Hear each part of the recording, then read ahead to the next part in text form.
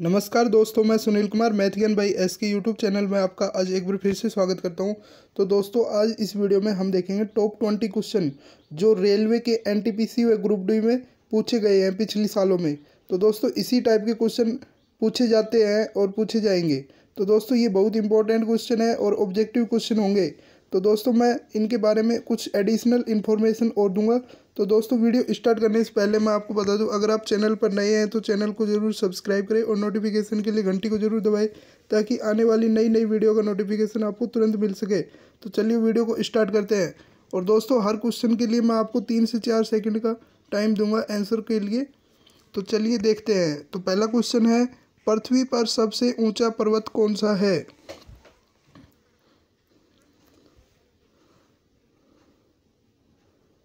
तो दोस्तों, इसका राइट आंसर हो जाएगा ऑप्शन ए, माउंट एवरेस्ट। तो दोस्तों, माउंट एवरेस्ट के बारे में मैं आपको बता दूं, जिसकी हाइट है 8850 मीटर।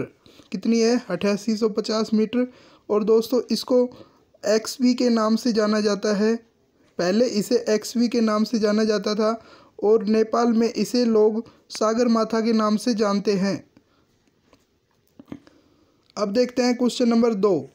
क्वेश्चन नंबर 2 है, भारत के किस राज्य में पोलो खेल का प्रारंभ हुआ था?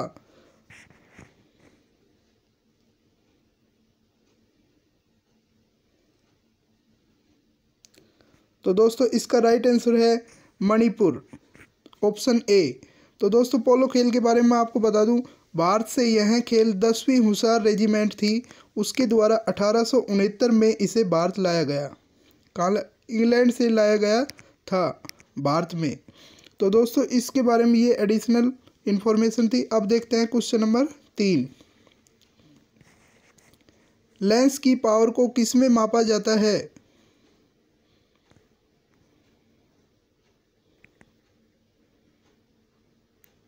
तो दोस्तों, इसका राइट आंसर है ऑप्शन बी, डायोप्टर। तो दोस्तों, लेंस की पावर होती है उसको हम डायोप्टर में मापते हैं और इसे कैपिटल डी से डिनोट करते हैं। तो दोस्तों, पावर क्या होती है? Power equal to 1/f। F यहाँ क्या है? Focal length. तो दोस्तों, पावर की यूनिट क्या हो जाएगी? डायोप्टर। पी बराबर 1/f। एफ यहाँ है फोकल लेंथ। फोकल लेंथ होती है मीटर में, तो 1/मीटर को हम बोलते हैं डायोप्टर। अब देखते हैं क्वेश्चन नंबर 4। पृथ्वी दिवस किस दिन मनाया जाता है?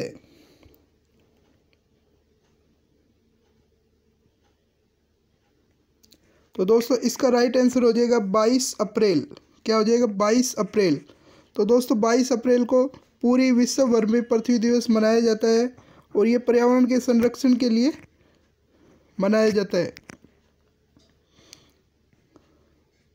अब देखते हैं क्वेश्चन नंबर 5। निम्न में से किस ग्रह के वातावरण में अधिकांश तौर पर कार्बन डाइऑक्साइड पाई जाती है?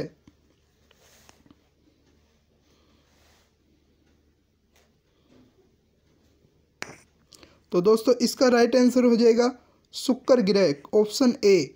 तो दोस्तों, शुक्र ग्रह के बारे में मैं आपको बता दूं, शुक्र ग्रह है पृथ्वी से, शुक्र ग्रह है जो सूर्य से दूसरे नंबर पे है। पहले नंबर पे है बुध, दूरी के हिसाब से पहला बुध, फिर उसके बाद शुक्र आता है।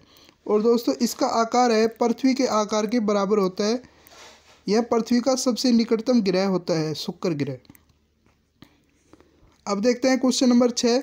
किस ग्रह को सुबह का तारा या शाम के तारे के रूप में जाना जाता है?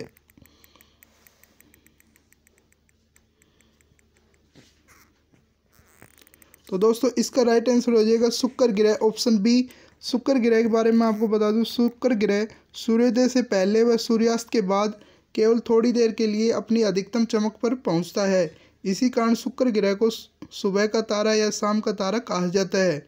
और दोस्तों, शुक्र ग्रह पृथ्वी के सबसे पास का ग्रह है और इसे पृथ्वी की जुड़वा बहन भी कहते हैं।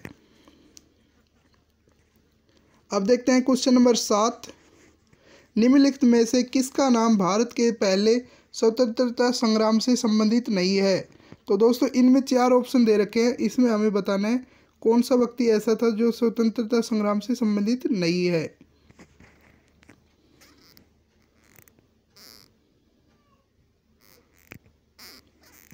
जो पहला स्वतंत्रता संग्राम हुआ था। तो दोस्तों इसका राइट आंसर हो जाएगा ऑप्शन सी, अशफाकुल्ला खान। तो ये स्वतंत्रता संग्राम जो पहले हुआ था, पहला स्वतंत्रता संग्राम, उससे संबंधित नहीं है। तो दोस्तों इसके बारे में मैं आपको बता दूं, पहला स्वतंत्रता संग्राम हुआ था 1857 ईस्वी में। कब हुआ था? 1857 ईस्वी में। और दोस्तों जिसमें रानी लक्ष्मीबाई, बहादुर शाह जफर, तात्या टोपे, ये सभी का योगदान था। इसके पश्चात भारत में क्राउन का शासन स्थापित हुआ था। ये और बात इम्पोर्टेंट है। अब देखते हैं क्वेश्चन नंबर 8।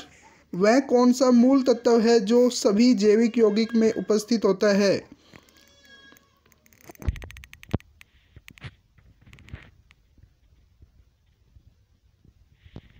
तो दोस्तों इसका राइट आंसर है ऑप्शन डी, कार्बन। कार्बन एक ऐसा तत्व है जो सभी जैविक यौगिकों में उपस्थित होता है और कार्बन के परमाणु में कैटेनेशन मतलब श्रृंखलन नामक एक विशेष गुण पाया जाता है, जिसके कारण कार्बन के परमाणु आपस में संयोग करके एक लंबी श्रृंखला का निर्माण कर लेते हैं। इसी कारण पृथ्वी पर कार्बनिक पदार्थों की संख्या सबसे अधिक है। अब देखते हैं क्वेश्चन नंबर 9। क्वेश्चन नंबर 9 है, एंग्लो इंडियन समुदाय के कितने सदस्यों को संसद में नामांकित किया जाता है?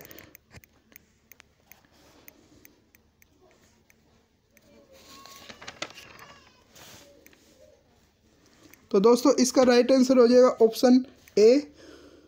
इसका राइट आंसर हो जाएगा ऑप्शन ए, 2। तो दोस्तों एंग्लो इंडियन की बात करें तो संसद में मतलब संसद लोकसभा में लोकसभा में एंग्लो इंडियन को कितने को नॉमिनेट किया जाता है? 2 को। और राज्यसभा की बात करते हैं तो उसमें होते हैं 12, जो राष्ट्रपति नॉमिनेट करता है, मनोनीत करता है। अब देखते हैं क्वेश्चन नंबर 10। स्वर्ण मंदिर किस सरोवर के मध्य में स्थित है?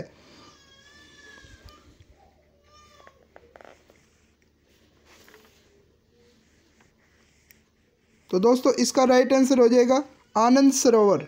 क्या हो जाएगा? अमृत सरोवर, सॉरी, अमृत सरोवर। तो दोस्तों स्वर्ण मंदिर के बारे में आपको बता दूं, स्वर्ण मंदिर को श्री हरि मंदिर साहिब या दरबार साहिब भी कहा जाता है और यह भारत के पंजाब राज्य के अमृतसर शहर में स्थित है। अब देखते हैं क्वेश्चन नंबर 11। किस ग्रह को लाल ग्रह भी कहते हैं? लाल ग्रह भी कहा जाता है।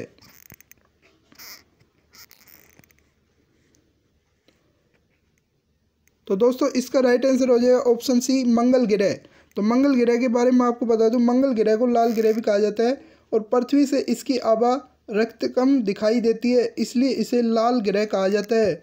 सौरमंडल का सबसे ऊंचा पर्वत ओलंपस मोनस मंगल ग्रह पर ही स्थित है। तो दोस्तों संसार का सबसे ऊंचा पर्वत है जिसका नाम है ओलंपस मोनस, जो कि मंगल ग्रह पर ही स्थित है। अब देखते हैं क्वेश्चन नंबर 12। प्रत्येक वर्ष 5 जून को कौन सा दिवस मनाया जाता है?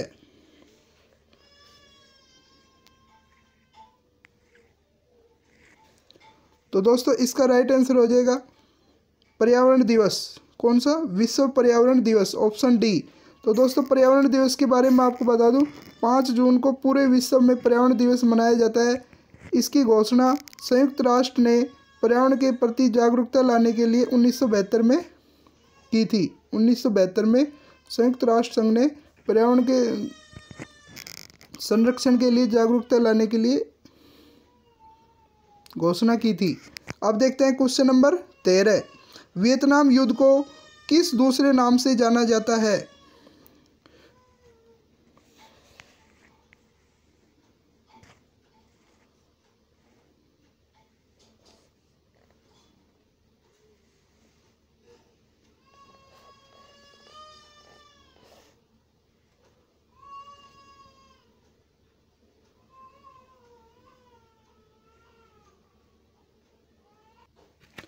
तो दोस्तों इसका राइट आंसर हो जाएगा सेकंड इंडो चाइना युद्ध, जो कि ऑप्शन डी है।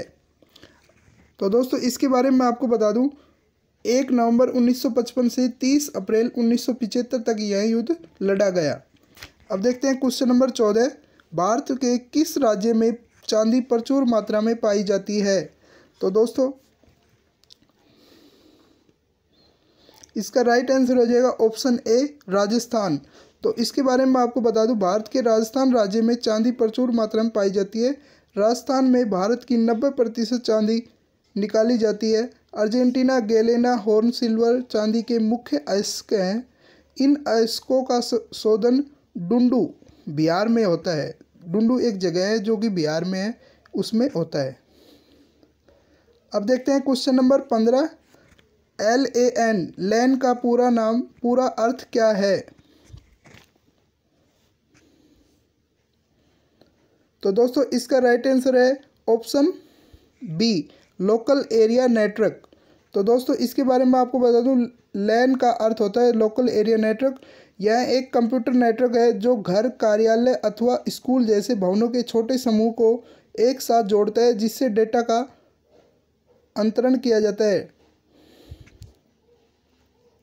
अब देखते हैं क्वेश्चन नंबर 16। सबसे लंबे समय तक भारतीय राष्ट्रीय कांग्रेस के मुस्लिम अध्यक्ष कौन रहे थे?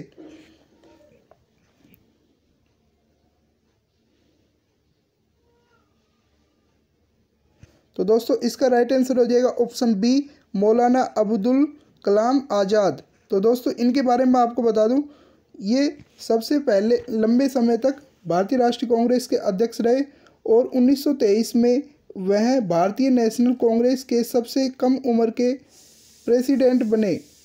वह भारत के प्रथम शिक्षा मंत्री भी थे। तो दोस्तों यह भारत के प्रथम शिक्षा मंत्री भी थे। अब देखते हैं क्वेश्चन नंबर 17। दक्कन के पठार की प्रमुख फसल क्या है? दक्कन के पठार की प्रमुख फसल क्या है?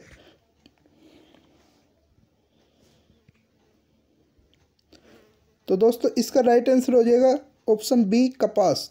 तो दोस्तों मैं बता दूं इसके बारे में, दक्कन के पठार की प्रमुख फसल है कपास और दक्कन के पठार को प्रायद्वीपीय पठार के नाम से भी जाना जाता है। यहाँ अधिकतम क्षेत्रफल में काली मिट्टी पाई जाती है जो कपास के लिए उत्पादन के लिए सर्वोत्तम होती है। अब देखते हैं क्वेश्चन नंबर 18। मोंटेयू चेम्सफोर्ड पुनः निर्मित होकर अधिनियम के रूप में किस वर्ष आया था?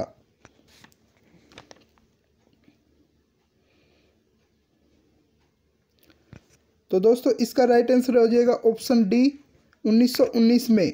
तो दोस्तों इसके बारे में आपको बता दूं, मोंटेयू चेम्सफोर्ड पुनः निर्मित होकर वर्ष 1919 में अधिनियम के रूप में वापस आया था। लॉर्ड चेम्सफोर्ड भारत का वायसराय रहा था जो 1916 से 1921 तक रहा था। इसी के काल में 1919 में रोलेक्ट एक्ट भी पारित हुआ था। तृतीय अफगान युद्ध भी इसी के काल में हुआ था। तृतीय अफगान युद्ध हुआ था जो इसी के काल में हुआ था। जो ये गवर्नर था जिसका नाम है लॉर्ड चेम्सफोर्ड। अब देखते हैं क्वेश्चन नंबर 19। ड्रैगन क्या है?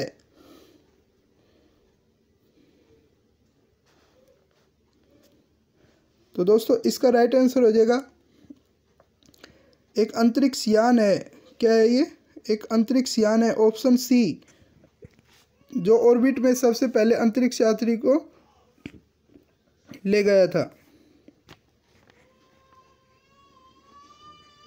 सॉरी, इसका आंसर हो जाएगा ऑप्शन बी, एक कमर्शियल अंतरिक्ष जो इंटरनेशनल स्पेस स्टेशन को कार्गो की आपूर्ति करता है। तो दोस्तों इसके बारे में आपको बता दूं, इसे स्पेस एक्स नाम एक प्राइवेट कंपनी ने बनाया है। स्पेस एक्स नामक एक प्राइवेट कंपनी ने बनाया है।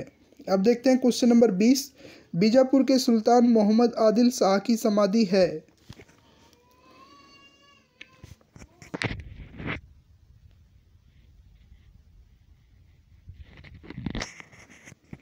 तो दोस्तों इसका राइट आंसर हो जाएगा ऑप्शन ए, गोल गुम्बज।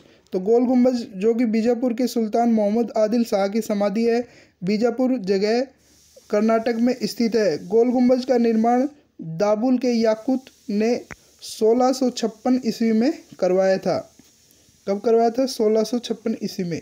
तो दोस्तों ये इस प्रकार 20 क्वेश्चन हमने कवर किए जो रेलवे में एनटीपीसी व ग्रुप डी के लिए बहुत इंपॉर्टेंट है, पिछले कुछ पेपरों में आए हुए हैं और आने के और ऐसे ही आपको देखने को मिलते हैं ऐसे क्वेश्चन।